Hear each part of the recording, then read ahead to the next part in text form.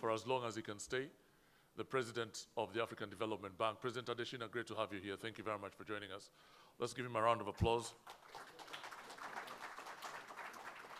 And President Adesina, having been, of course, a Minister of Agriculture in Nigeria for a while, he is pushing the agriculture agenda quite a lot across the continent. And that conversation is happening everywhere. And it will be interesting to hear his thoughts before we get started. I'd also like to introduce you to the rest of my panel. I also have the Vice President, Regional Development, Integration, and Business Delivery at the AFDB, Mr. Khaled Sharif. Great to have you. And I have a real trailblazer. I looked her up and I was blown away by her CV. Ada Osakwe. She has a background in finance, she has a background in business, and she's now a farmer. I'm really excited to have her on the panel. She's going to, in many ways, answer questions that we need answered. I think what we'd like to achieve in this session is to have practical steps. When they say that you're going to get involved in agribusiness, what does it actually mean? And she's going to share her thoughts with us. Ladies and gentlemen, I'd like us to settle down as quickly as possible. I'll give you about 14 seconds to do that. We need to start this session really quickly. So if you're looking for a place to sit, there are very many places to sit. Because this is an important discussion, I'd like to settle us in as quickly as possible. And now that we are almost settled in, I'd like to invite you, Mr. President, to come and just make some remarks, set the agenda for us, and get us started. Again, that strategic view, that high five, big view, we'd like to hear it again. So that, let's give him a round of applause as he comes up.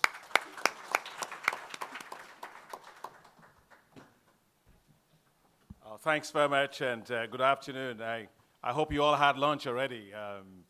That's part of Feed Africa. We have to first make sure you're well fed, so we can actually then feed the rest of Africa. Well, let me thank you very much, Khaled and Ada and my dear brother, for arranging this meeting. I'll be very short. I just want to say a few remarks about why, agriculture is the coolest business you ever found. If you take a look at Kellogg's Foundation, Kellogg's was set up by a man called Kellogg's, and Ada Osakwe got a master's from, I think you went to Kellogg Management School? Right, MBA in Kellogg Management School. But you will not have been able to go there if Kellogg wasn't selling corn. How many of you eat breakfast with, you like to have breakfast cereal? Let me just see. Yeah, cornflakes. Everybody eats cornflakes, right? Well, cornflakes is basically just extruded maize. Somebody just extruded the maize, added a little bit of sugar, and a little bit of some vitamins to it, and then you have cornflakes. And then he became a billionaire just selling you cornflakes. It tells you that agriculture is a money-making business. I think people always pass gold by. They see gold, they think gold is dirt. Let me tell you why agriculture should be given a lot of attention. First and foremost is the fact that if you look at the amount that Africa is spending just importing food, makes no sense. $35 billion a year. If we do nothing, that will rise to $110 billion a year by 2025. Now, I know people like oil and gas, but I don't know how many of you drink oil.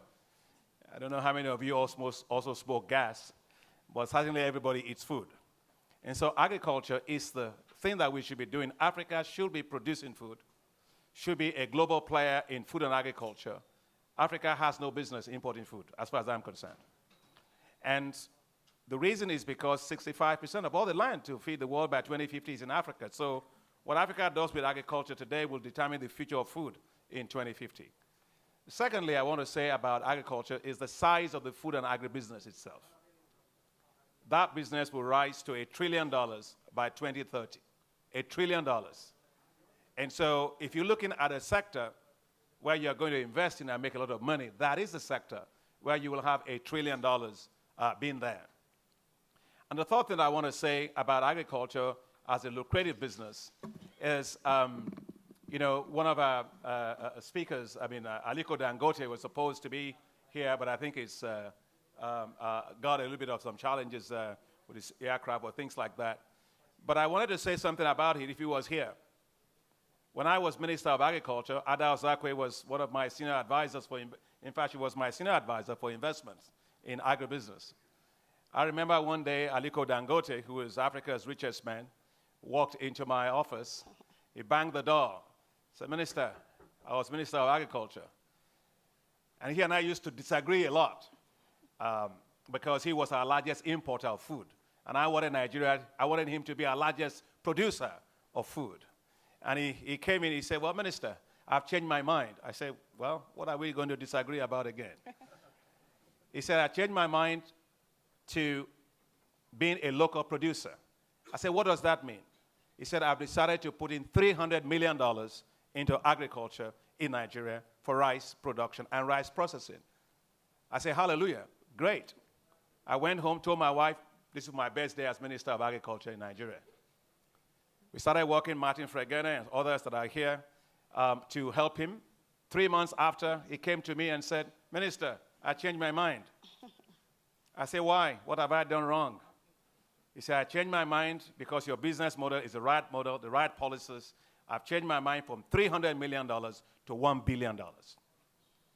Now, if the richest black man in the world is betting on agriculture, doesn't that tell you that that's the sector to go?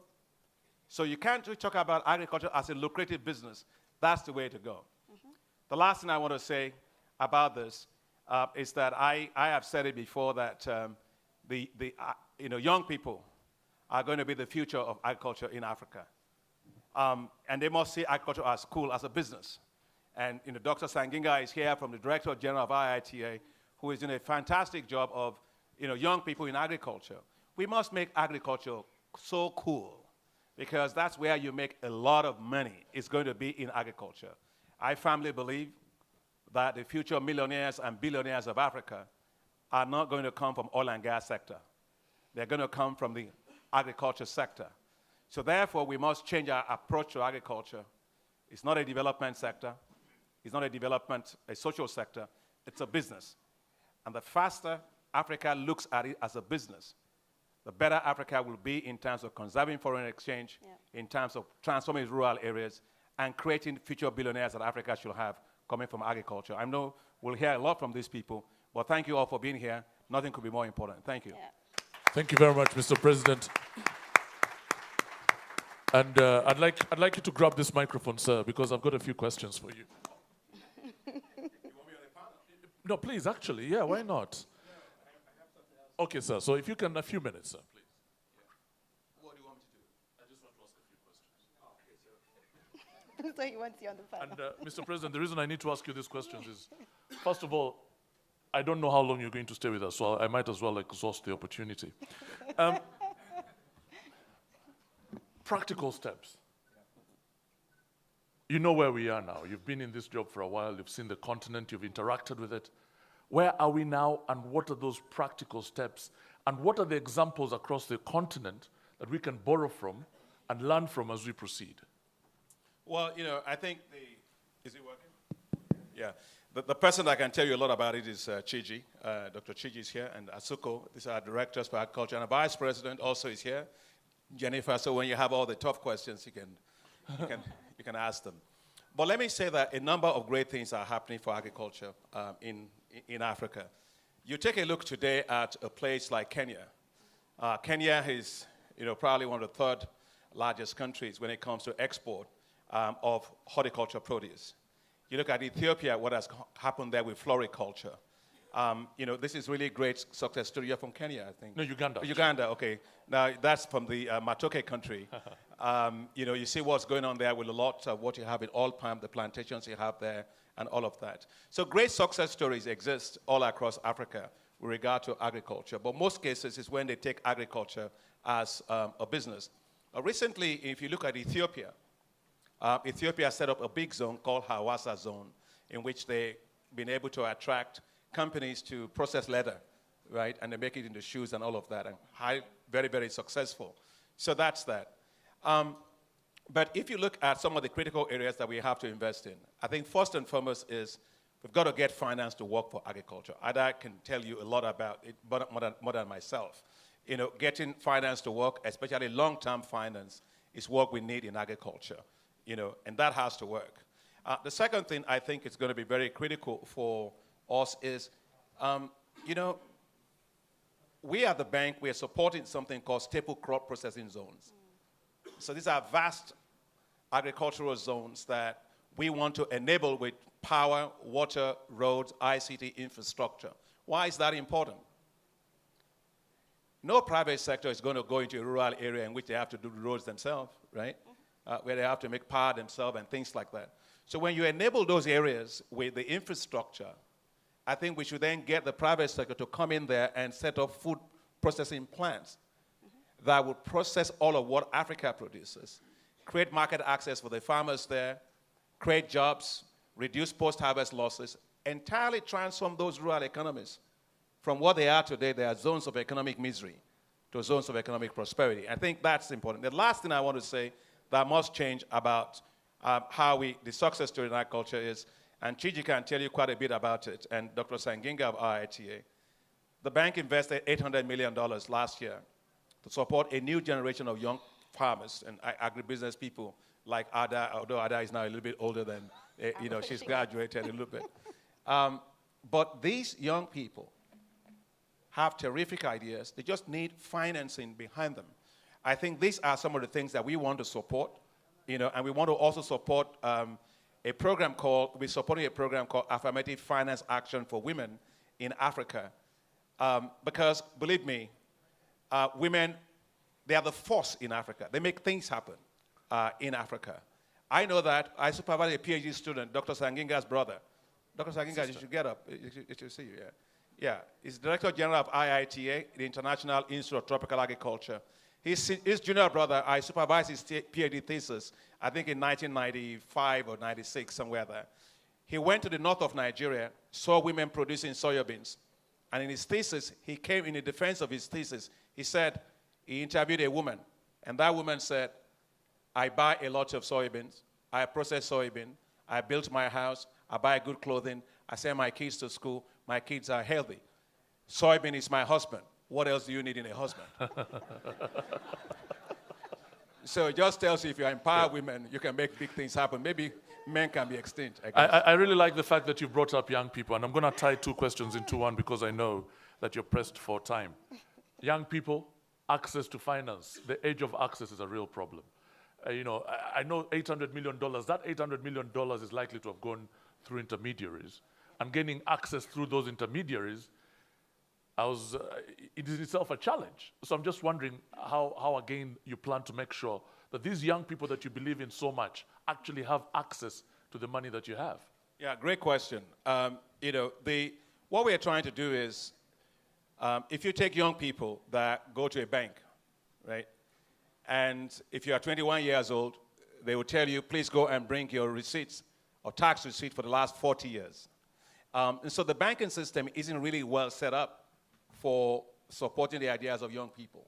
So at the African Development Bank, what we are doing is we're providing facilities out of that 800 million. I think, Chiji, almost 70% of it will go into commercial banks to reduce their risk of lending directly for young people. Will you make sure they actually do that? Because we're going to make sure, believe me. We've done this when I was minister in Nigeria. We set up a facility to de-risk the agricultural lending lending to agricultural sector by all banks in Nigeria. People said it wasn't going to work and so on. We put up a facility of $350 million that reduced the risk of lending by banks to the agricultural sector. We leveraged $3.5 billion. And it's been almost 6 years now. I left as minister 2 years ago. Default rate, less than 1% consistently. So it tells me that the perceived risk is the key. It's not the real risk of lending. So if you can deal with that, I think you can do most of those things. And the last question I'm going to ask you is, a lot of these prescriptions, a lot of these things that we're talking about, even during the entire meetings, are not necessarily new problems. We've known for a very long time that the future of agriculture, when I was a kid, we said agriculture is the backbone of our economy. We recited that stuff. And I'm not a kid anymore. So the question here, I guess, is, how do we make sure that this conversation is changing from just theory to practice? I think there's something there that it's not a new conversation, is it, sir? And I'm wondering, how do you then make sure that we are not talking the same thing in 10 years? Well, what happened is that, you know, Africa simply got it wrong a lot of times with agriculture. Because in the past, agriculture, yes, was the backbone. You know, most countries were dependent on agriculture. Well, when many of the countries found oil, they forgot all about agriculture, right? And so here we are, government were underinvesting in agriculture over time. The areas where I think it's very important is, you know, look at me, I wear glasses. If my glasses are the wrong lenses, I can't see. Well, I think that we need to change our lenses on how we look at agriculture. It's not a development activity at all. It's also not a social sector. It's a business. It can lift hundreds of millions of people out of poverty. I think that's the critical thing that governments have to realize. The second thing that I think governments have to change with regard to agriculture is that when we talk agriculture, we're only talking production. We've got to talk the entire value chain. Take the case of cocoa today. You know, how do you explain that Africa produces 75% of the world's cocoa, but it gets only 2% of a $100 billion chocolate market?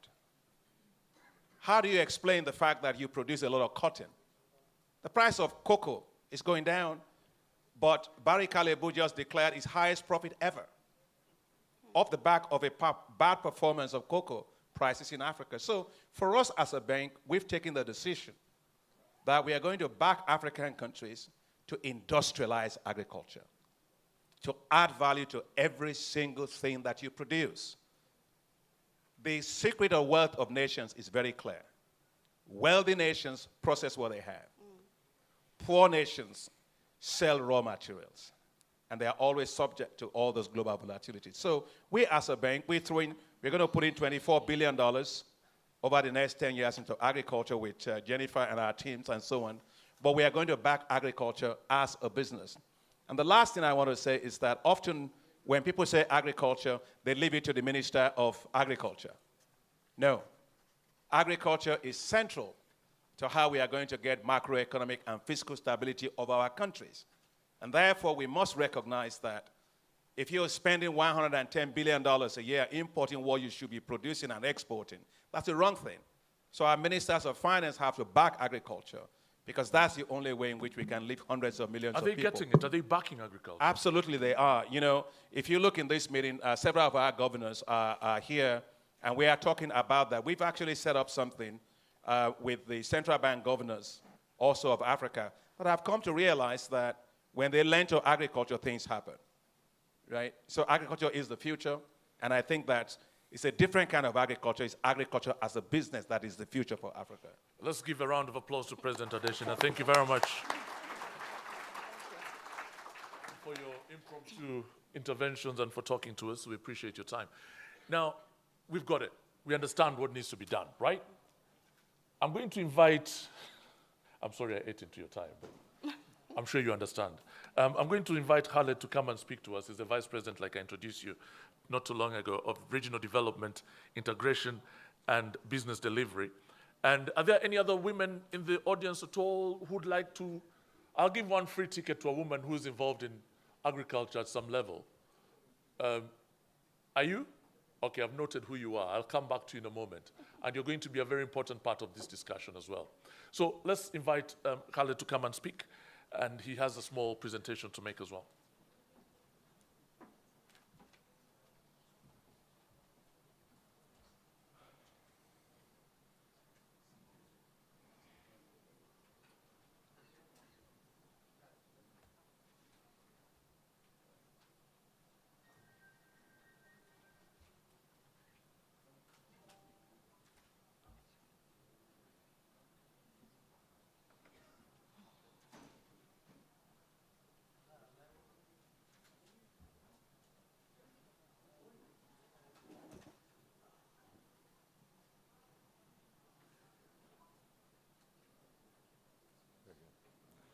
All right, thank you, everyone. It's very good to be here. And I wanted also to follow up on President Adesina's discussion. I think President Adesina really laid the stage for, I think, a very fruitful discussion on agriculture.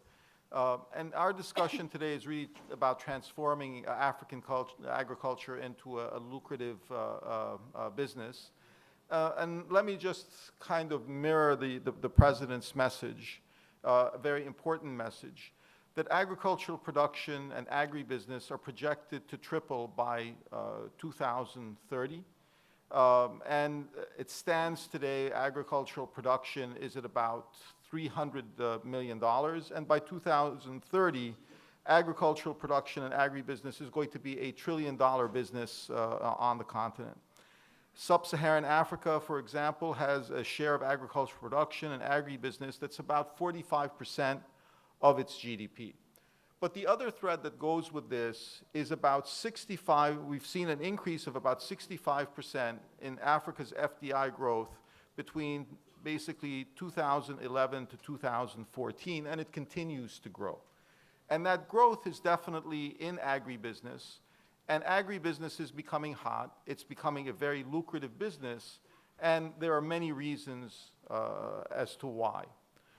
The one main reason as to why is 2/3 of the world's uncultivated arable land is in Africa.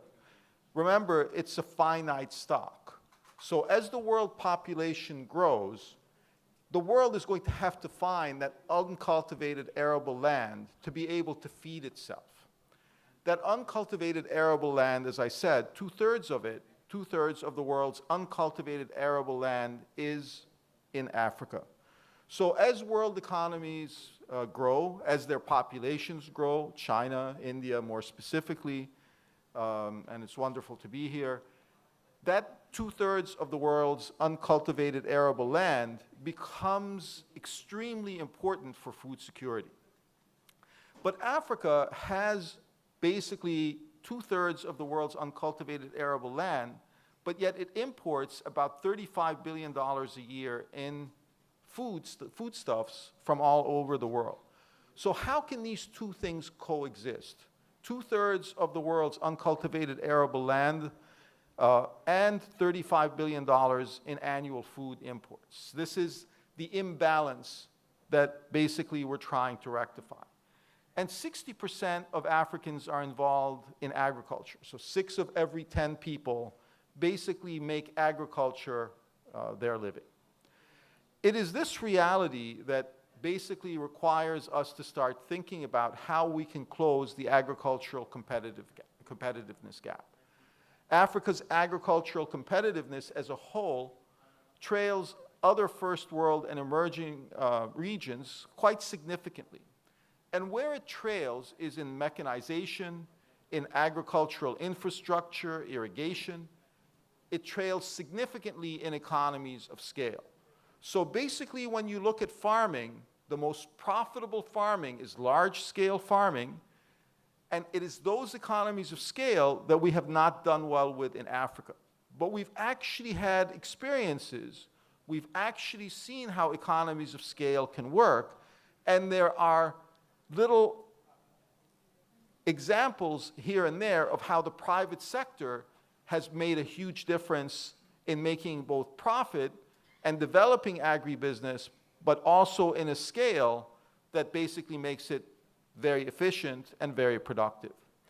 And they've done so through technological adoption, using the right seeds, using the right growing techniques.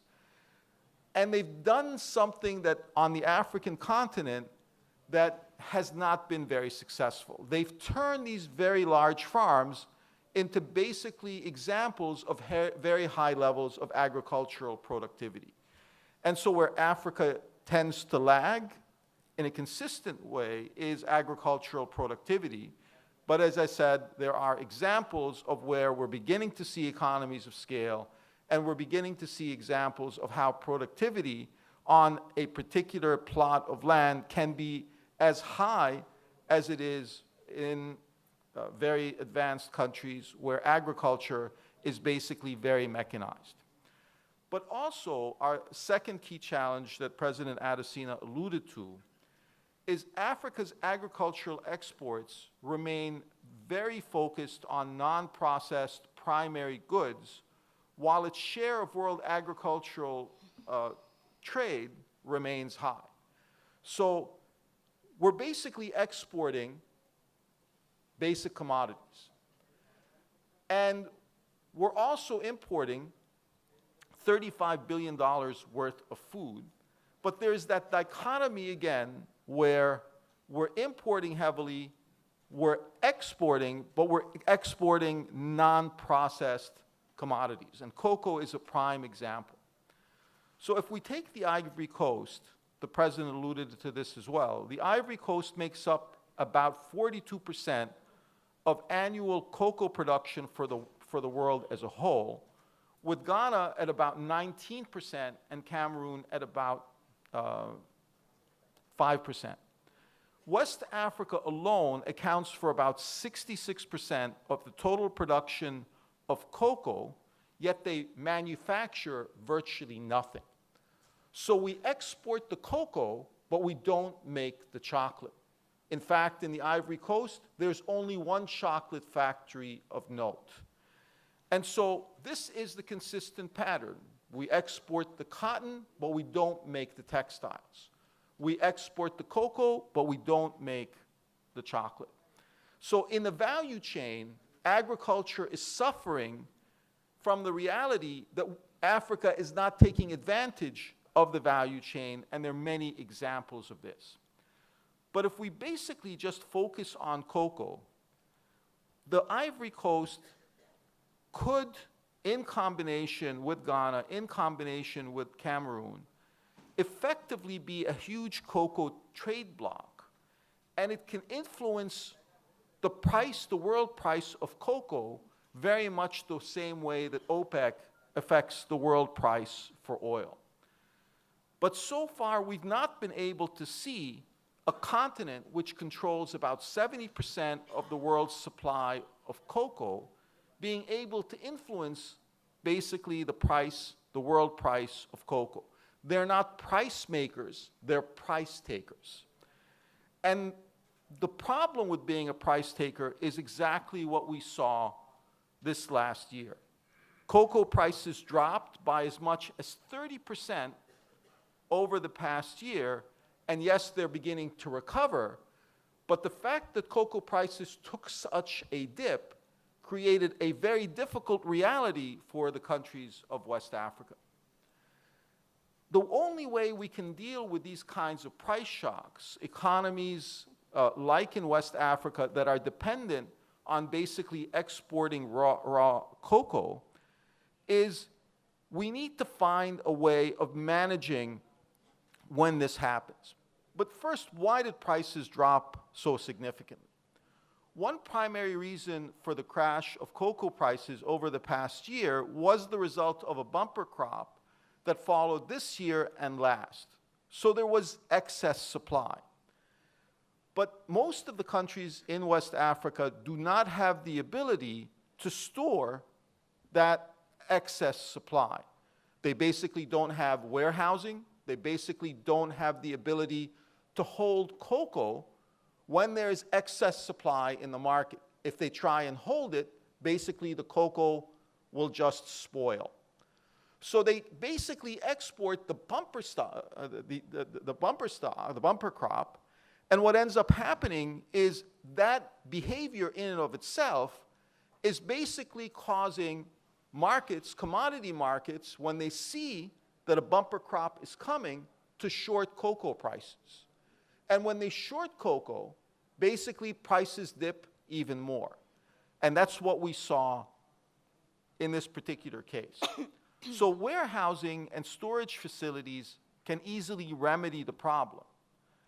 By having warehousing, by having the ability to store cocoa when there is excess supply, you can control the level of supply and basically start influencing prices.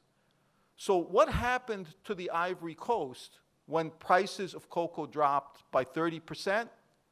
They lost $1.2 billion in revenue just from that price dip alone. And if you've been following the news, you can see the ramifications that this has had for the Ivory Coast's political economy.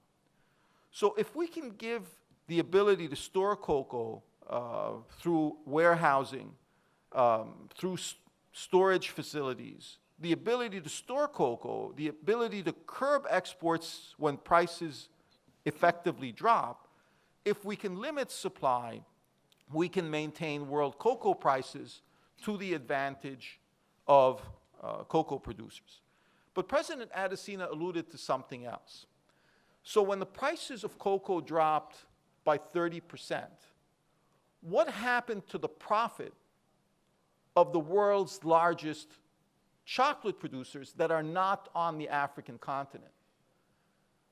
This was the highest level in which these companies profited, because they basically profited given that margin. Their basically costs dropped by 30%, the cost of basically buying the cocoa, and as the president said, $120 billion in profit. None of which the African continent, none of which West Africa, who exported the cocoa, none of that profit was seen by anyone across the West African belt. So finally, if we can invest in agricultural growth poles, Africa needs to focus its attention on multi-year public-private investments aimed at accelerating agricultural production, promoting agricultural exports, promoting agricultural industrialization, and promoting the infrastructure, the growth poles that'll make agriculture viable across the continent. We need to manufacture our commodities. We need the feeder roads to get those commodities distributed across the continent. We need to become self-sufficient as a continent, and we need to begin to feed the world, as we are capable of doing. So if we're able to do this with 2/3 of the world's uncultivated arable land in Africa available, if we can start looking at things like land leasing to create viable business opportunities for large-scale agriculture, if we could do this, if we can untap this capacity, Africa could be a completely different continent. We have to unleash that untapped capacity, because it is simply unacceptable for Africa to be importing $35 billion in food annually when 2/3 of the world's uncultivated arable land is basically sitting there idle. So you have 2/3 of the world's uncultivated arable land sitting there idle, and at the same time, you have hunger and famine on the continent. How does this square?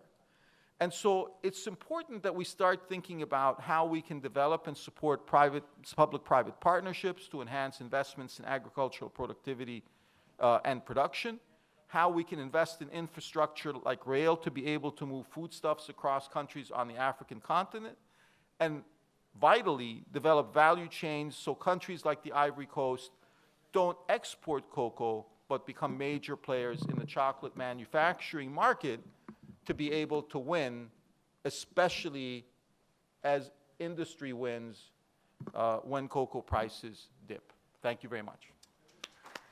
Let's give him a round of applause. A round of applause, ladies and gentlemen. And you know, as you sit down, I really have to spit this question out because it's irritating me. And I've been sitting on it for the last few minutes as you presented. Why on earth is Ivory Coast, Ghana, and all those countries still producing cocoa? They should stop. If they're not getting anything out of it, why are they still doing it? Should they be thinking like that? Should they be thinking about changing direction? And I'm not asking, what do you think? It just doesn't make sense to me to produce something for someone else to benefit from it.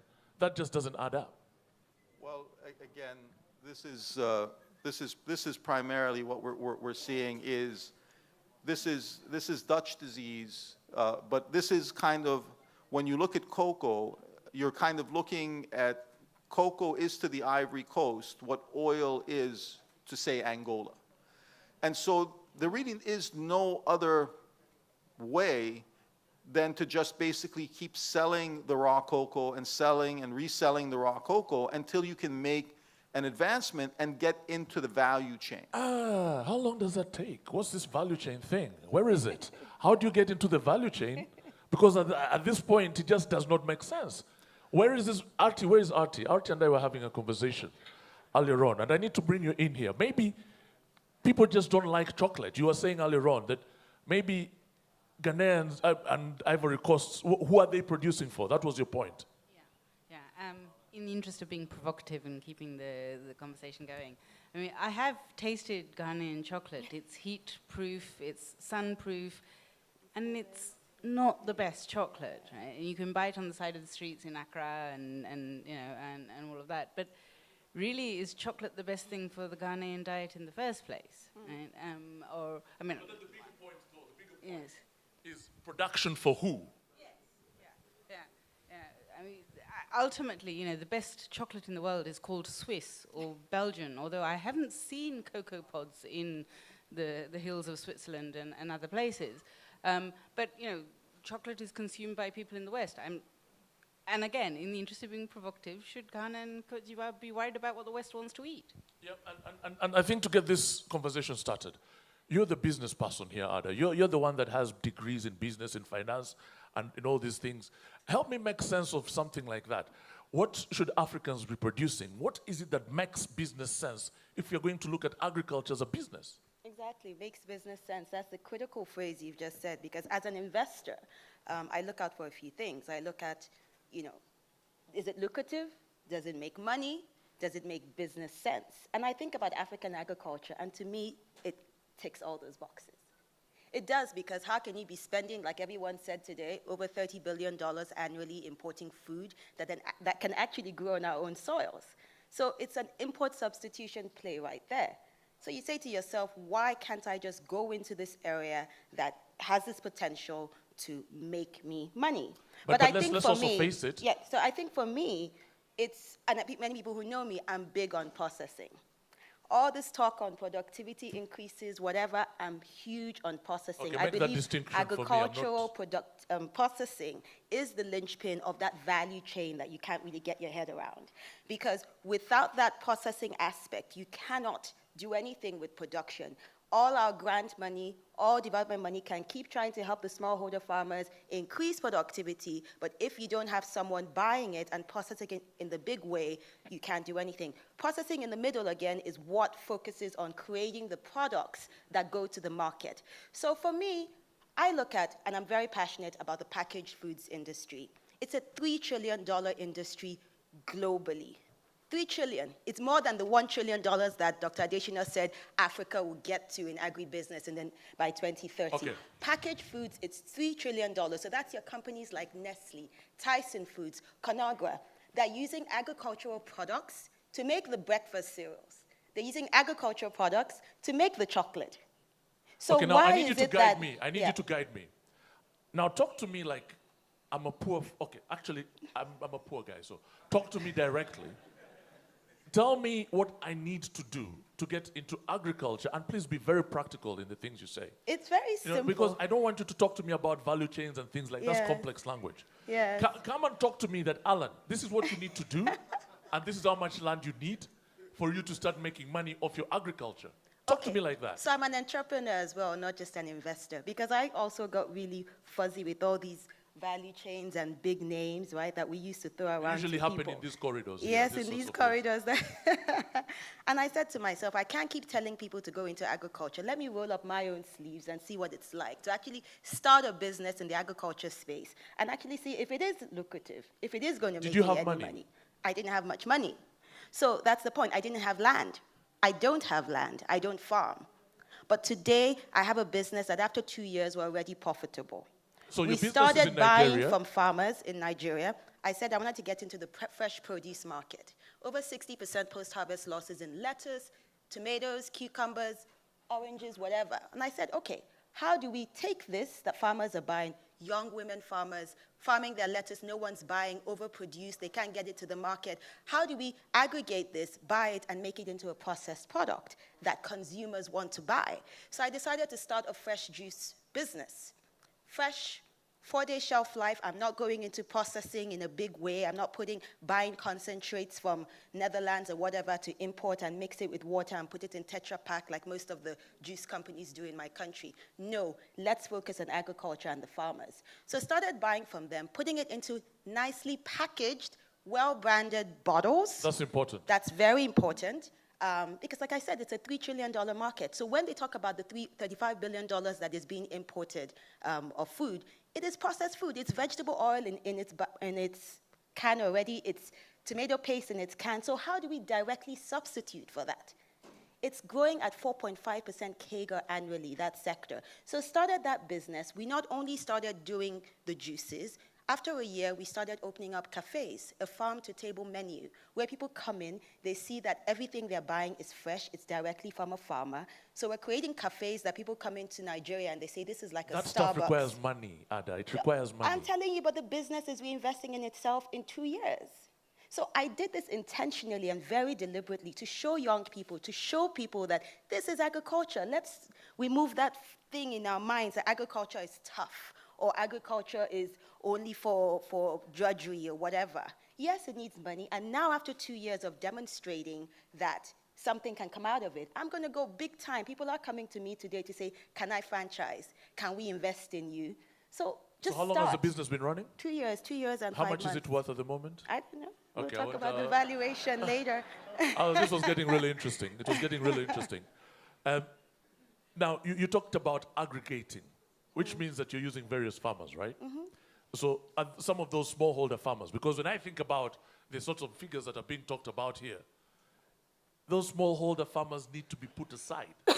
Some people will argue that might be, and I'm coming to you, that's why I called you here, to help me answer that as well. Is that what you're doing, or are you using existing farmers, some of whom might be smallholders? Oh yes, everyone's a smallholder. Everyone's a smallholder right now, especially when we started. Now we have 5 outlets, so the scale is enabling us to buy even more produce. I remember when we would buy, it was my production manager who recently sent me, says, Madam, we're using 200 pineapples a day right now. I remember when it was 200 pineapples in a week or 2 weeks. So we've now scaled up. Our juices are in retail outlets like ShopRite, and we're still buying from the smallholder farmers. Aggregated, yes. But at some point, and you can work side by side, as TG would tell you, that you have to have the smallholders, link them up in a good way to the processors, have the medium-scale farmers, and have the large-scale farmers, but you can't do without the over 70% of our farmers who are still smallholders. Okay, thank you very much. Let's give a round of applause for that very strong submission. TG, let me tell you, I have 3 acres of land right now, okay? I'm gonna ask you a very simple question. They're in Uganda, by the way. Good location, fertile soil. I need to make money off them. Discuss.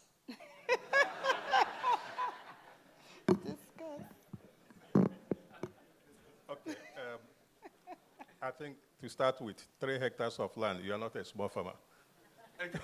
Yes, you're not a small farmer. Yeah, so you're still bigger than the average, which is 0.5 hectares. So you're doing well. But having said that, the problem we have today is that, as the president alluded, we're treating agriculture as way of life. You have 3 hectares, you don't want to invest in it so that you make money out of it. Okay?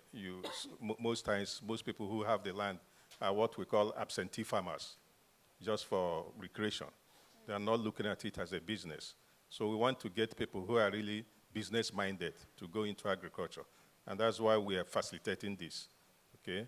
Some of the things that we're putting in place to help turn agriculture into a business, what we call enablers, about 7 of them, I'll quickly run through them.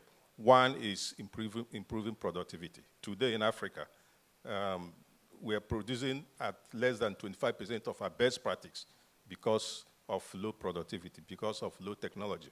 And it's not that the technology is there. The CG centers here will tell you that there's abundance of technology, but these technologies are not reaching farmers.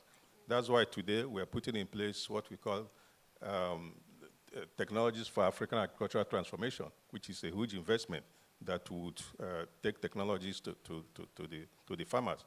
Secondly, we are also putting a lot of emphasis on processing. As you must have heard, that stage is big in processing because we're not adding much value. So we are going to support farmers to add value to process. Again, one of the issues we have is infrastructure. I saw Khalid mention there that we have to invest in agricultural infrastructure. So we are going to look at those gaps in infrastructure, including irrigation, mechanization, and make sure that we put some of our lending in those areas. But having said that, financing is also very important, okay? as you said, how many of these young farmers or farmers can get access to financing? So we're setting up a number of innovative financing And instruments. please allow me to interject there. You took my microphone. I need to stand up in order to ask you. This access to finance is a problem. Mima over there and I had this conversation in Washington, D.C., and I think I'll rope you in a little bit later. Who of you here has ever tried to borrow? How many of you are from Africa, by the way? I see a nice mix of people here. Who is from Africa? Who is a farmer? Okay, madam. Who's running the microphones around? Can we have some microphones, please? I want you to tell me about your experience as far as access to money is concerned, because you might think we are spreading rumors. Chiji here has money to spend on agriculture and on farmers, from what he's telling us. But I also want to hear what your experience has been. What sort of farming are you into? Okay, thank you. I'm a farmer. I'm Zimbabwean. Okay, what sort of farming are you doing? I grow maize on 70 hectares, and Right. I've got granadillas on 2 hectares. Okay, so you're growing maize and So groundnuts. access to funding is a challenge. If you don't have collateral, you don't access funding. Okay, Period. and this is in banks in Zimbabwe. Yes. Okay, who else has this experience? Because what is likely to happen is Chiji is going to tell us that he's using intermediaries. So he's using local banks to make sure that you access this money. How easy is that? Anybody else with that experience at all? The man over there, please, let's get the microphone over to him. The gentleman over there. Let's get the microphones over fast, please, to save time.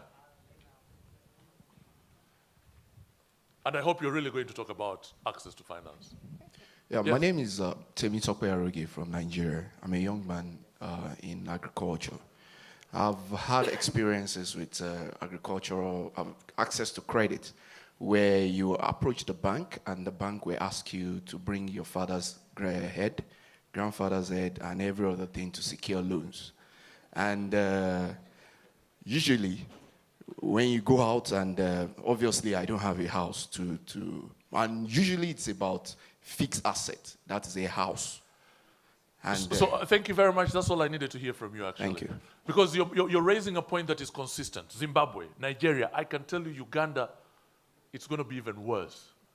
Access to finance is a real problem, Chiji. So you have money. You're using local intermediaries. The president said that the money exists. How do you make sure that the money is actually going to people who are trying to make a business out of this agriculture? Just like the president said, today the size of agricultural lending by commercial banks is about 5% of their total portfolio because they perceive agriculture as very risky. Okay, so it's these risk elements that we're trying to address by trying to de-risk the value chain, try to de-risk the financing sector, try to commercial banks to see agriculture as not as risky as it is. Okay. And what has happened in Nigeria, the example that the president quoted, okay, you try to guarantee their loss and give them the comfort to lend from their own balance sheet. And if there's any loss, then we will take care of that. And they have seen that they're able to lend and there is no risk as such. And that's what's going to happen everywhere. And there will be an interest drawback, which will also reduce the interest rate for the small farmers. Okay, okay. And I And, think and the that is going to focus- be the practice across the continent. Are you going to scale that across? We are trying to scale this up. In Nigeria, we call it NISAL. In a number of countries, this process is beginning to take place. And Ada, you're going to say just something, but gonna also say the want you to talk about how someone can prepare to be attractive to these financial institutions. Yes, And to be able to I attract just wanted to investment. kind of move the conversation away from just a focus on credit, which is going to banks, where they ask for collateral and they ask for your father's head, but to move to equity. And I know a lot of people don't like taking the risk of equity, but it's the only way we can move forward. It is. We have to put our money where our mouth is. We can't sit here and say we want to support agriculture without giving that foundation of the early stage risk, the first loss risk. So before a Tokwe over there goes to a bank of industry or a commercial bank, he should say, I don't have collateral, but look, I've put this amount of equity in the business, and that's supporting me. So I think we have moved and jumped over to the bigger sized banks or private equity firms who do minimum of $50 million. What's happening to the young people who need $50,000 equivalent to just open up an aquaculture farm somewhere?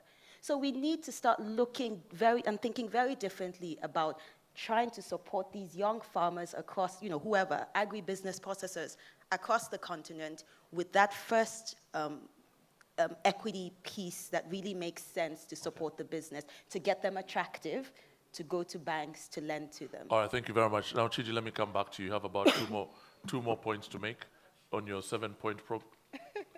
True, you had about 3 more points. He has about 2 more to make before we move on. Do you want to finish? Yeah, okay, we're going to set up a platform we call Agribusiness Platform. What this tends to do is to bring business and government to speak to each other. For business to ask government, what type of incentives are you going to give us to invest? For example, what type of reforms are you having on land, on prices, on tariff, and so on and so forth? And then for government to ask business, how many jobs are you going to create? Or what type of local content are you going to have in your business? So we want this discussion to take place. And then what type of investment, and then the African Development Bank can facilitate this and help them structure deals that would be a win-win situation for both government and business. So we're setting that up. So that's one of our enablers. Also, inclusivity. After this, there will be another discussion on youths in agriculture because today the average age of farmer is 60. 60? 60. And in the next 10 years, maybe the average will be 65 or 70. This is not the age that will feed Africa. So we need to get young people into agriculture. So inclusivity. The president also talked about women. Okay, how do you get women? So agriculture has excluded women, they've excluded young people, but we want to turn that around. We want to empower them. We want to give them the necessary incentives to come into agriculture. And finally, coordination. We need to coordinate. Okay. Thank you very much. Let's give Chiji a round of applause. Thank you. I'm going to come back to you now. The floor is yours. I need to have as many microphones in the audience as possible. Could you just help me with that, please? We have very little time left. The lady at the back, you're a farmer. The lady at the very end. Yeah, please stand up, madam, if you may. Yeah, that lady. Could you please stand up so we can see you and they can see you to give you a microphone? Yes. Could we get a microphone to her, please? Are there no? Thank you, Wallace. No. I won't come back there, Wallace.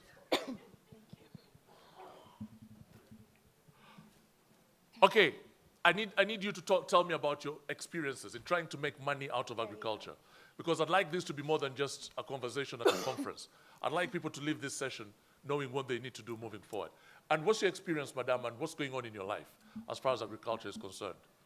Sorry, I am a financier, not a farmer, so I wanted to share the experience. So you of invest financing. you invest in agriculture? Yes, we do invest in agriculture. My name is Millicent Omukaga. I work for Agricultural Finance Corporation in Kenya. Okay. And I wanted to respond to the discussion that just went in terms of making agriculture a lucrative business. Of course, just also to respond to Chiji's comment that he wants to work with the financial intermediaries, which are commercial banks, and they perceive agriculture as risky, and therefore they will not lend easily because they are also regulated by their central banks who dictate the quality of their portfolio. So we can encourage you to work with development finance institutions. Is this you pitching for some money from Chiji? No, just that one. Now, in terms of responding to the issue on the floor is for us at AFC, we see making agriculture lucrative by way of the power of data and value addition. What does that mean? We want the farmers to have the figures and facts about their businesses. If it's a tea farmer, we would like them to know how much acreage they are on, how many tea bushes should be optimal in 1 acre, and how much of the tea should they expect, or how much kilograms out of 1 tea bush. That way they are able to make decision as to how much of their farming will be profitable. Without data, they will keep on just farming as a hobby. And in terms of value addition... Okay, as briefly as possible, because yes. I thought on that issue, I thought you were going to say something like we're going to help them build processing plants on the farm so that they don't have to sell tea the way they're selling it in Kericho, Kenya. That is the next step, what I'm calling value addition, that we just don't finance production, but now helping them to aggregate and process. For example, the tea processing, or even in dairy, that they can take from the smallholder farmers and add value as the big farmers, so that there is more income out of it. But also, Mr. MC, it is okay to say that commercial farming is more profitable, but the reality in our countries is that we have more smallholder farmers than large commercial farmers. So I think the solution there is still to aggregate value addition also, so that we eliminate middlemen and that our smallholder farmers can then be able to see agriculture as a profitable venture. Thank you very much, madam. We appreciate your time and thank you for your submission. Let's give her a round of applause. I'd like to hear some more from the audience. Anybody sitting on a hot question? Yes? Yes, sir? How many microphones do you have here? Okay, I'll come to you, Wallace, in a minute. Let's ask you a question, then we'll go there. My name is Rajesh Khajuria. I'm an Indian born in Sudan. Okay. And I'm an educationist and a consultant. And I want to suggest how India really benefited out of agriculture wealth creation and a strategy for Africa. A couple of things. One is it's a cooperative way of doing business. And I will not explain, but people understand that the making farmers as the partners to the business in processing whatever is being talked about. The cooperative sector is very, very successful in India. The second point is educating young people on agriculture business management. For example, we have started an MBA in agribusiness management. I'm honorary dean for Gujarat's Technological University, head of a business school, and on the US Accreditation Council. And what we are trying to do is create young graduates who can manage agriculture business, you know. So educating or improving education system in Africa is another key, is not just giving money. Okay, thank you very much, sir. I will take Wallace. Yes. Thank you very much. My name is Wallace Kantai. My own expertise in agriculture is that I love food. I suspect, and I'll be very daring here and I'll be brief if I can. I suspect this entire topic is off on the wrong tangent. You're in a very nice train, but it's on the wrong track. We can transform agriculture in Africa. We can make it be very lucrative for us, and we will not sort out the food security issue. And I'll tell you why. If you look at a country like the West African countries with regard to cocoa and chocolate, if you look at East Africa, Kenya, Rwanda, Uganda with regard to coffee, you have a problem in that we're producing, one, crops that are not necessarily food crops. No one needs chocolate to live. No one needs coffee to live. No one needs tea to live. Secondly, the crops that we're producing, even if we add value to them in Africa, we create the best chocolate factories in Africa, we create the best tea and coffee processing plants, the people who are consuming these products are not Africans. So here's a scenario. I don't understand what you mean. You mean Africans don't drink tea, don't drink coffee? We drink very little tea, we drink very little coffee, we eat very little chocolate. So here's the point that I'm making. That if we have the best coffee processing plants in Africa and the best chocolate processing plants in Africa, and the tastes in the West change. So the West decides chocolate is unhealthy, they decide coffee is unhealthy, we will still be back to square one. And the point I'm making is... You're assuming that we are going to remain where we are right now. But I thought if people are making money from agriculture, it widens. If people have more money to buy other things. But think back to what Artie said. Artie asked, if you think about it less from the diet point of view, but do West Africans need to eat chocolate? The answer is no. So the point... No, I completely understand where you're coming from, but you're just picking a few. I can give you the case for Nigeria, that if today we start processing rice, like Aliko Nigeria is special. You guys import eggs and chicken. We don't. The point is that the crops... Your point here is that... The lucrative crops are not going to help us. No, but there's enough local production. If we're spending Nigeria, for example, $11 billion annually importing food, that means we're eating that food. So if today I can switch that, I already see a market domestically without having to export, without having to depend on people in the West to buy my product. And that's what's happening today with everybody who's switching to processing. It's a look. I'm only in Lagos. It's a 20 million sized population. No, I agree with you. So The point I'm making is, if you extrapolate now that there's a primary food processing, tomatoes and all these other things, but the ones that we're excited about, which is coffees and teas and chocolates, cocoa, then to me, we're on the wrong track. Because if Europeans and Americans and all these other guys decide they're not going to do it. Hold on a second. If I'm making money off cocoa, off tea, and I can buy beans from wherever I want to buy, isn't it a question of making money here? I heard the question of why not. But look at what's happened to so many things in the world in the last 10, 15 years. People switch tastes like this. Okay. And then you're in trouble. Mima, could we get this microphone to... Please bring your microphone and hand it over there. I'm just about to fire the mic, guys. They're not doing a very good job. But I'd like, you've been quiet for a while. I'd like you to come in and just respond to some of the things that Wallace Kantai is saying. Well, I think, Wallace, in reality, remember, as I said, cocoa is, say, to the Ivory Coast what oil is to Angola. So, it's not a question of taste. We'll go back to the question, to the remark. I think it was a very important remark that when we hear the best chocolate in the world is Belgian or Swiss. The reality of that is that the sugar, the cocoa, all comes from Africa. Now, we've had feeble attempts to actually try and concoct chocolate. And yes, I'm a chocoholic. I think you are too. And so, eating African chocolate without being specific to a country is a very disappointing experience. So the only way, the value chain I was talking about, the only way we're going to get the value chain is to get the Cadburys, the Nestle's to actually move to Africa and actually produce in Africa. But that the shareholders, the guys who will benefit are not African. But the only way you're going to do that is to basically control the reins of supply, so you have leverage over them. I like that. And the only way you're going to be able to do that is through warehousing. And so if you can control supply, it's like the way OPEC controls oil.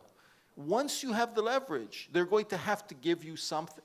But the fact that 70% of the world's cocoa comes from West Africa, and not one job comes from industry in West Africa from the very same Belgian and Swiss manufacturers, and all those jobs are not in Africa, is absolutely disturbing. And I like that you reiterate my point. I think those guys should stop growing the coffee, the chocolate, the cocoa. But Ada, you agree, and then I'm going to come to you, Mima. Ada, you agree with what he's saying? I agree completely. And the area of partnerships and getting those big companies to come on ground to Africa is something that we did a lot when I was working with the minister in Nigeria. We tried to attract these big companies who already have a comparative advantage in what they do. But their shareholders are not Africans. And you think about places like Ada. India, and I don't know, the gentleman who spoke, when Tyson Foods came in here and they had to partner with Godrej Foods. Nestle is here. They set up a world-class R&D center right here in India. Okay. And today, India is huge in what they're doing in food processing. So that's the way we need to think. That's very interesting, because I was going to challenge what you're saying by saying it's true, but that the shareholders are still somewhere else. No, they'll be right here, and Okay, you that's create very the jobs interesting. right here. Mima, you want to weigh in? Yes, I do. Because I think we're mixing up everything in one, trying to put everything in one basket. You got the commercial crops, right, and cocoa. I mean, the fact is, I'll add even more. It's not just disturbing, it's criminal. If you hold 70%, suppose China had 70% of cocoa, what would be produced? And it doesn't matter. So let's leave aside the separate discussion, food security. Yeah. The issue here is simply, we're talking about wealth creation. You got 70%, that's part of where the public policy needs to come in. You control it, and in the end, I'm sorry, it's not Europe that's eating chocolate. In fact, it's the Chinese. That's where the big growth market is for chocolate. It's not all Europe. And it's also where it's going for some of the other natural products coming out of Africa. They're not being transformed here. So that's what I would say, the cash crops. Okay, but the other part, I think it's important on these small growers and the processing, the banks. The small grower, first of all, we don't have title land. So on what basis are you going to go to the bank on? It's not on commercial bank boards. If you go now a little higher, you say we need to process. The banks will lend to processing plants. What does small grower need to do? Tie in with the processors. You're the feeder. The processor's got a problem having to get throughput. So it's all there. We need to rearrange 3 or 4 sentences. We got a proper paragraph. That's the key. But let's not hit the banks. The banks are banks. You don't need the head. You need the owner of the industry that's going to be packaging your pomegranate or whatever you're making. Okay. That's the key. Mima, thank you very much. Can I just say, there's also something else that we need to talk about. The geopolitics of the world will just not let you produce anything. You can talk the whole day here, but as long as the world is still organized the way it is right now, there's no way we are going to produce good chocolate on the continent. Isn't that true as well? And is there a geopolitical element here that needs to be tackled? I need someone to respond to that. It can be from the panel if you want to, or someone from somewhere else. Yes, if you'd like to respond. Let's give him a microphone, please. There's a geopolitical issue here, isn't there? Thank you very much. My name is Gideon Jalata. I am the program manager for Africa-China program at Oxfam Pan-Africa office.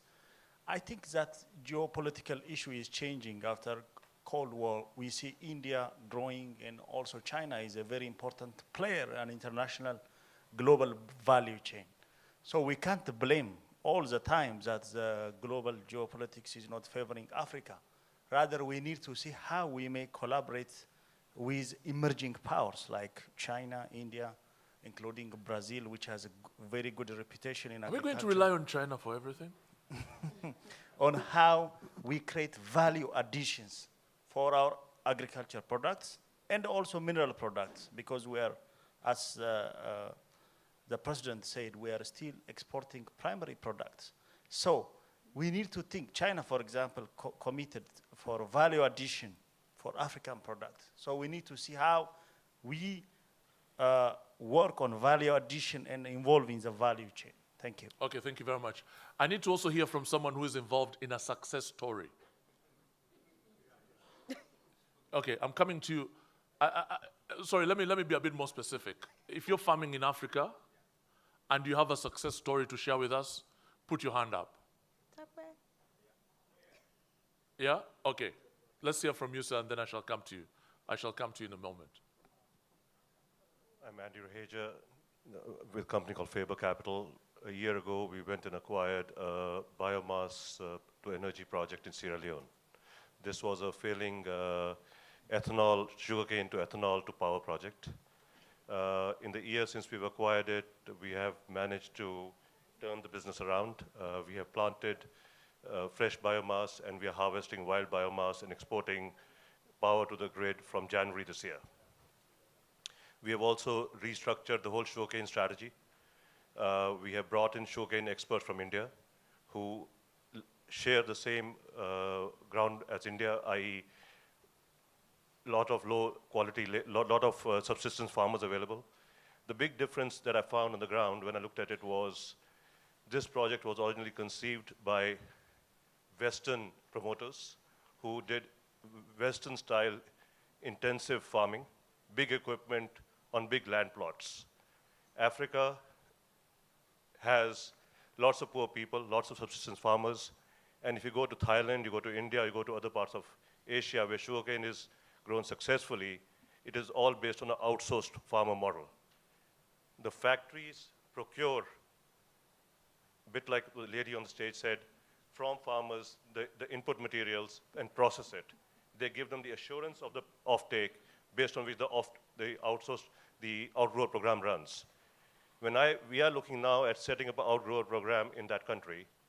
Unfortunately, there is no credit available. No credit available to any farmer for the outgrower program. Okay, thank you. Thank you very much for that. So if I may just come in. Yeah. A separate story I just want to highlight.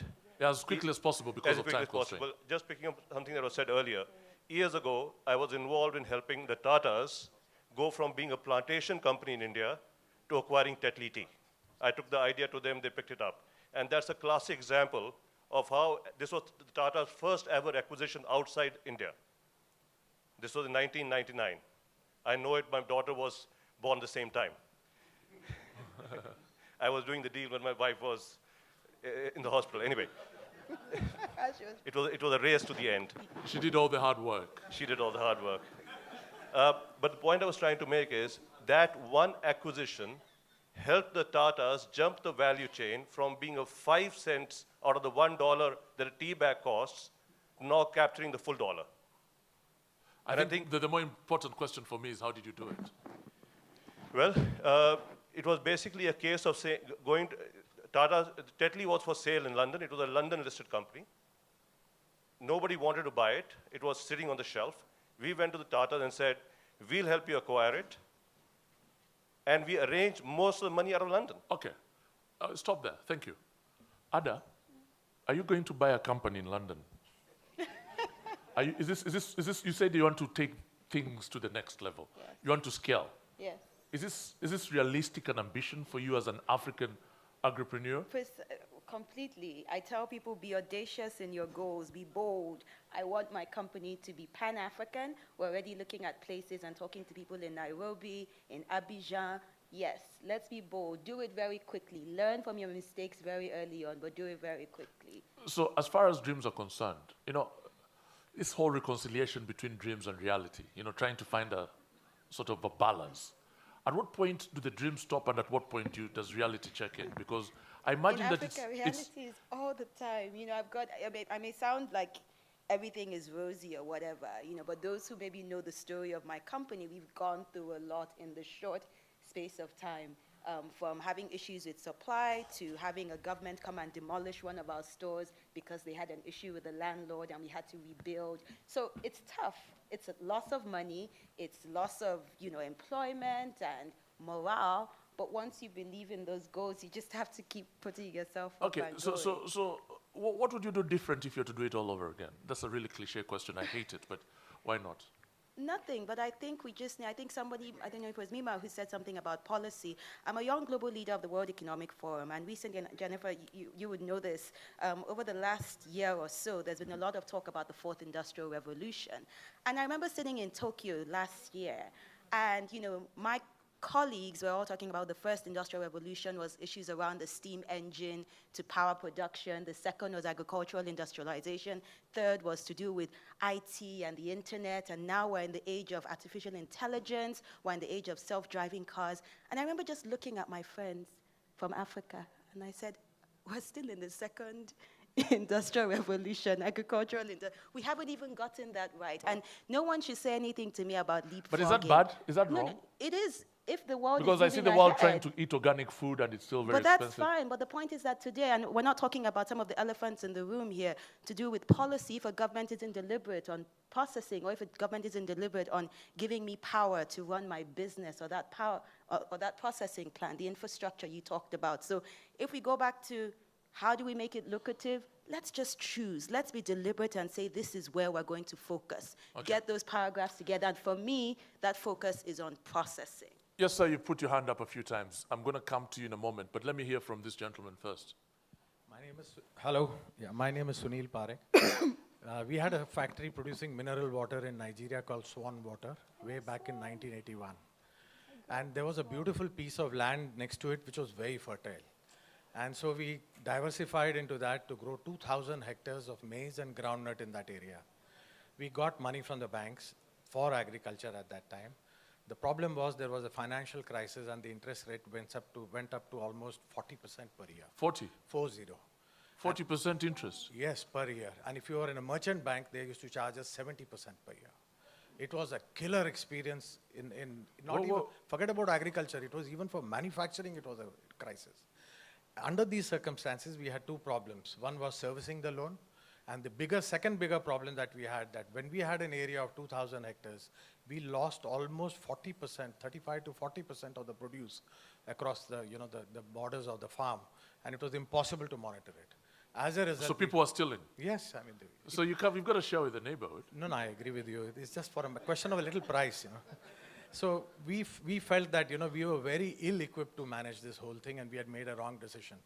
But there was a chief farmer who was like a big chief in the village, and he came and said that, instead of doing this, why don't we look at a different model? And it is this model that I want to share to you, that we actually parceled the entire piece of land and gave it to all the individual farmers from whom we had acquired this land for the purpose of farming. They did the inputs, they kept the outputs, and we became the first choice of crops for buying. So sometimes the land grab and this whole big land situation might not necessarily be the answer. Is that And what you're saying? this worked beautifully. So you asked for a success example. And you works. don't even own land. No, you don't own land. Okay, let's hear from you, sir. Let's give him a round of applause as we hear from him. Yeah, the gentleman on your right, sir. There. No. There, behind. Behind you. Hiya. My name's Jack Aldane. I'm the editor of Development Finance magazine. I wanted to sort of echo a fragment of the question that we heard from a previous person in the audience, which was to do with the development finance institutions. I just wanted to understand how those institutions can help not only stave off dependency on China, as you say. There are many development finance institutions, particularly in Europe, that are very keen to work in Africa and are looking to scale up those investments. How can they help agribusinesses? Which, that's going to be your question in a moment. And let me hear from this gentleman before he hates me for not. And then where are the women where are the women here? Where? I'd like to hear a few more voices. Chiji, that's your question about development finance. Hello. It's when we are talking of transforming agriculture and lucrative business, I think transforming agriculture cannot happen without automation. That's where the farmers need to focus a lot, and that's where the banks can really help us.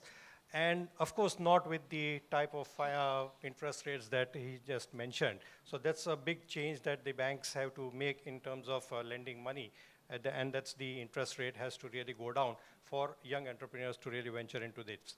And when we are talking of lucrative business, there's one important segment which needs to be discussed and perhaps we are not talking about, and that is 2/3 of the untouched land is in Africa. So it's virgin land. So a lot of people are moving towards organic food. And this is where the branding comes into picture. And I think a lot of branding, if you do, then perhaps the wealth creation can happen. Okay, that's an interesting question. Actually, it might exist, but I'm going to put this question to you to respond to me earlier. The land exists, but there are land ownership issues. And I think we shall discuss that in a few moments. But let me hear from you first about how development institutions can actually help. Someone, could we have a microphone on stage, please? I think you might need 10 microphones next time. Thank you very much. Today, we estimate that we need $30 billion per annum to make agriculture transformed in Africa. Okay, but today we only have about 7 billion as investment. As I said earlier, if you add all the ODAs, it's about 3 billion. And you add all the governments, the 10%, the presumed 10% that government is supposed to put in agriculture, which they are not putting. They're putting about 3%. But if you add all that, it's 3 billion. And then from commercial banks, it's about 1 billion. That's all that is going to agriculture. So we have 23 billion. So our role is to catalyze the additional finance that is needed from the private sector. And by doing that, we also put in our own resources. African Development Bank, for example, prior to 2015, we are putting just 600 million in agriculture per annum. Today, we intend to put $2.4 billion per annum in agriculture, and we expect our partners, the other DFIs, also to do so. And then to create instruments that will leverage quite a lot of resources that are in the private sector, and quite a lot of resources that are in the pension funds and in the sovereign wealth funds, to create instruments that will bring this, the diaspora bonds and all that, to bring all the resources that exist. And we believe that these resources are there. All that it needs is to work together, catalyze investments that are focused in agriculture, and focus in agriculture as a business, not just as handouts. And then making sure that we attract the right type of investment that will use these resources. Okay. Today I said something about having business talk to government. People are interested in agriculture, but they're afraid that it's risky. And they're afraid that the policies are not consistent. So this type of dialogue, the institutions like us will also try to catalyze. Thank you very much. And very briefly, if you can, Right. sir. The issue of branding. I mean, obviously, it's you know, organic food. I mean, Whole Foods. You know, the way they branded their products. Look at how successful they've been. But the issue, I guess, for me, isn't whether you can entice someone like Whole Foods to actually take this arable, uncultivated land, actually start getting into into production itself. I'll just cite a very quick example. So Egypt, African country, imports almost $20 billion a year of wheat. And where does that wheat come from? It's grown in Kansas. Kansas. This gets worse. And so can you imagine that the wealth creation that's happening as a result of importing $20 billion of wheat to basically get bread to Egyptians is enriching farmers in Kansas. And then just south is Sudan, where when we say uncultivated arable land, a third of that is in Sudan, that Sudan can feed all of Africa. And the issue of how we can actually get this land to effectively grow the wheat and give the wealth, instead of giving that wealth to farmers in Kansas, but giving that wealth to farmers in Sudan, when Egypt and Sudan used to be one country.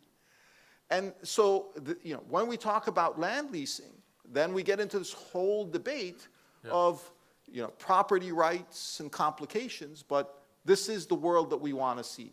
The wealth coming to the continent for goods being consumed like wheat on the continent. Okay, thank you very much, sir. Very quickly, very briefly, the man at the back. Yeah, what's your point? You have about 3 seconds. And we're really pressed for time. This conversation could go on. Where are the microphones, man? Just project your voice. Okay, let's get to the lady. I wanted you to be the last, to have the last word on this. So let's get him a microphone at the very end. He doesn't have a microphone. Let's move to this gentleman here. There's a microphone here. So, sir, let's come to the front. What do you have to say? Thank you. As I briefly come as you from can. South Sudan. My problem, the discussion has gone on well, but we have not related the land, the limited land, to the population growth. There's likely to be, the land is likely to shrink in form of residential, agricultural land, and so on. We need some policies to be put in place before we get into those challenges of population growth. Okay, what policies are you proposing, sir? Just one from the ground here to advise us. Okay, thank you very much. We'll come to that. Do you have a microphone at the back? Just come forward. The man at the back.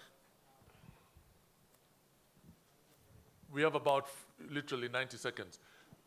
Yeah, Briefly. thank you very much. I'm Vidhu Ramdin from Mauritius. I work for African Solidarity Fund in Niger. I listened to some gentlemen having issues to access our finance. African Solidarity Fund is made up of 14 nations, and without any collateral, we can give funds. How much money can you give? Just to tell you, the high fives, the president spoke about that, agriculture, rearing or whatsoever animals, we are in that. Just to tell you. Okay, hold on. How much money do you have? 50 billion CFA, callable capital. What's that in alternative currencies? Approximately around 288 million euros. Approximately, I have to convert. Fine. So you don't want collateral. What do you want? We work with banks.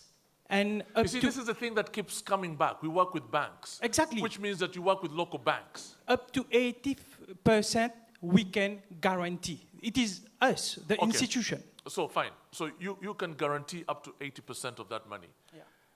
I told you about my 3 acres. I want money for my 3 acres. What do I need to do? You just need to come to us. We make your business plan. I don't know where you are. I want to deal with... www.fondssolidarityafricain.org. You'll get all the information. Okay. You just send me one note, I'll come to you. Okay, good. Will you literally... I'm only 3 acres of land.